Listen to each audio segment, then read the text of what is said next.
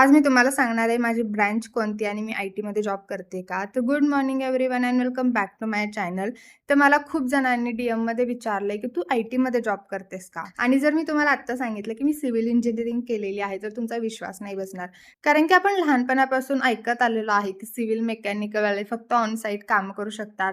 IT इंडस्ट्रीसारखं ते काम नाही करू शकत एसीत बसून, पण असं काहीच नाहीये. आणि असे जॉब भेटण्यासाठी तुम्हाला काय करायला लागेल, हे मी तुम्हाला आजच्या व्हिडिओमध्ये सांगेन. आणि असे जॉब फक्त डिझायनिंगमध्येच भेटू शकतात आणि तुम्हाला माहिती आहे सिव्हिल मेकॅनिकलमध्ये सध्या सॉफ्टवेअरचा यूज खूप जास्त केला जाते कारण की ॲक्युरसी येते आणि फास्टसुद्धा कामं होतात त्यामुळं.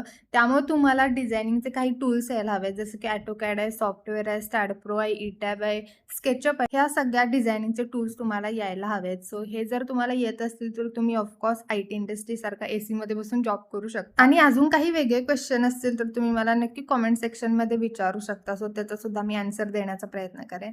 आणि तुम्हाला आजचा व्हिडिओ कसा वाटला नक्की सांगा. लाईक करा, शेअर करा, फॉलो करा आणि YouTubeला सबस्क्राईब करा. Bye bye.